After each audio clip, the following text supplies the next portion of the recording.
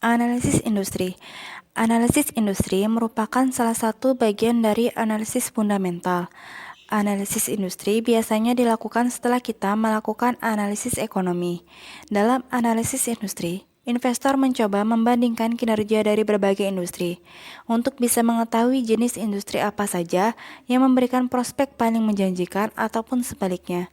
Setelah melakukan analisis industri, investor nantinya akan menggunakan informasi tersebut sebagai masukan untuk mempertimbangkan saham-saham dari kelompok industri mana sajakah yang akan dimasukkan dalam portofolio yang akan dibentuknya. Kemudian ada pengertian industri.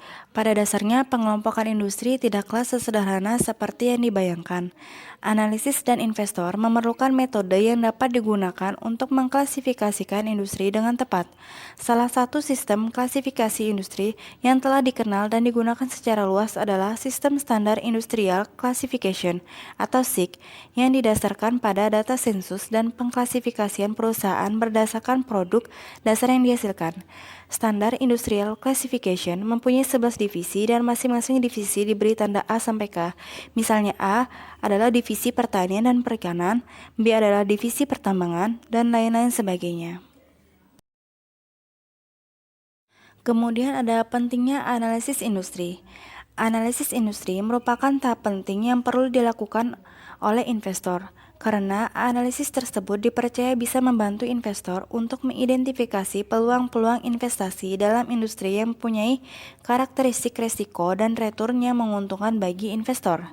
Beberapa penelitian yang terkait dengan analisis industri telah didokumentasikan oleh Reilly dan Brown pada tahun 1997 dan menghasilkan kesimpulan-kesimpulan seperti berikut ini. 1. Studi mengenai kinerja tahunan industri menunjukkan bahwa industri yang berbeda mempunyai tingkat return yang berbeda pula. 2. Tingkat return masing-masing industri berbeda di setiap tahunnya. 3. Tingkat return perusahaan-perusahaan di suatu industri yang sama terlihat cukup beragam. 4.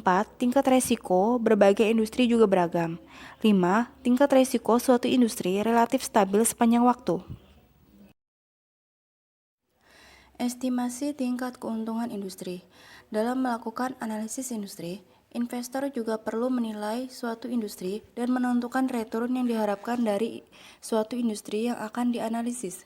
Dengan menilai dan menentukan return yang diharapkan dari suatu industri, investor akan dapat menentukan peluang investasi pada industri-industri yang punya prospek terbaik.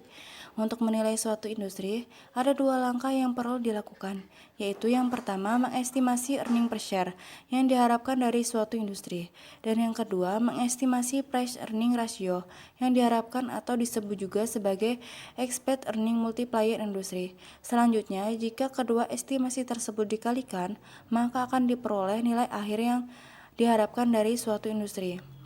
Dengan mengetahui nilai akhir yang diharapkan dari suatu industri, selanjutnya akan dapat ditentukan tingkat return yang diharapkan dari suatu industri.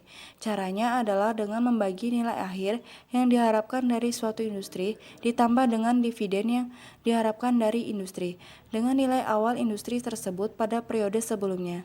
Selanjutnya, dengan membandingkan tingkat return yang diharapkan dari industri terhadap tingkat return yang diisyaratkan oleh investor. Investor akan dapat menentukan industri mana saja yang layak dijadikan pilihan investasinya. Dalam penentuan keputusan investasi industri tersebut, pilihan investor sebaiknya pada industri-industri yang mampu memberikan return yang diharapkan yang lebih besar dibandingkan tingkat return yang diisyaratkan investor. Estimasi earning per share industri. Untuk mengestimasi EPS, kita perlu mengestimasi penjualan per lembar saham dari suatu industri terlebih dahulu. Ada 3 teknik yang dapat digunakan untuk mengestimasi tingkat penjualan suatu industri, yaitu daur hidup industri, analisis input-output, serta hubungan antara industri dengan ekonomi secara keseluruhan. Ketiga teknik tersebut sifatnya saling melengkapi, sehingga investor dapat mengkombinasikan ketiga teknik tersebut untuk mendapatkan gambaran lengkap mengenai posisi dan prospek industri dalam beberapa skenario.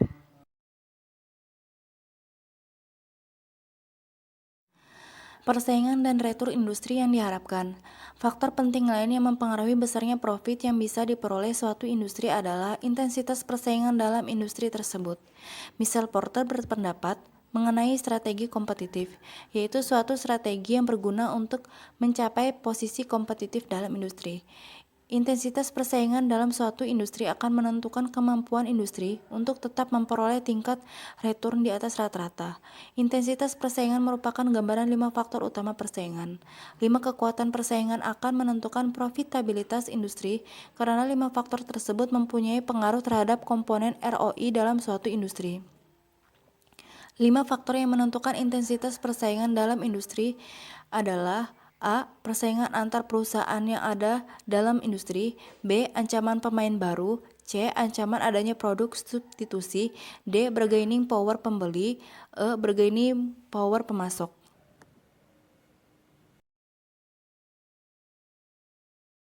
Estimasi earning multiplier suatu industri.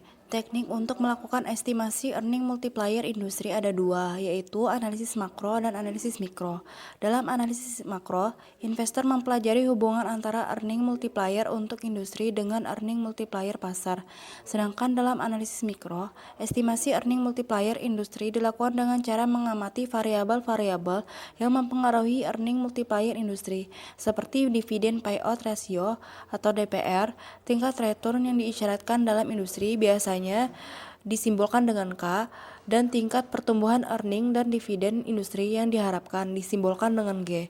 Analisis makro mengasumsikan adanya hubungan antara perubahan dalam K dan G untuk industri tertentu dengan pasar keseluruhan.